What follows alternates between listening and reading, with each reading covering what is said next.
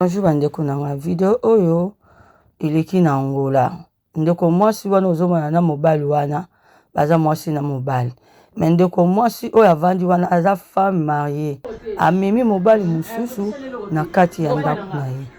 Donc amemi mobali na kati ya ndako na ye. Nyesa mobali na ye ayokokuta surprise mwasi ya noko na mobali mususu. Nde abandi kotuna ye po na nini omemi mobali mususu na ndako ya noko nanga.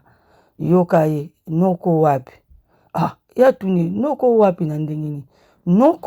noko wapi mayele esili tala ndeko mobali akomi lokola kizengi papa soko ozolinga basa bato ozoyaka ti na bandaku na bango yaya okokutana na mobali mususu basala nejete akoboma yo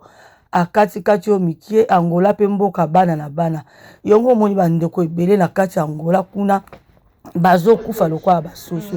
parce que ba conseil ba parents na so ba pesa biso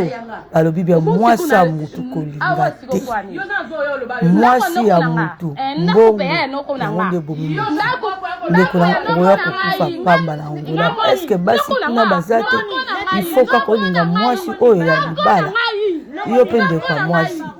soki deja tobali tobasa mabala tobali okoki kozwa mobali mususu te libala ekufi na mobali wana ozwi mobali mususu yo kaka na ndako ya libala mais ozoya na mobali mususu na kati ya ndako na yo ya libala biso moko tozolukila liwa biso moko tozolukila ba problème na vie basi ya mabala totika kindumba Angola toke koluka toke kosala buzoba te yango tozokufa ba poison kolala lamu kokufi mwasi mususu kolinga mobali na ete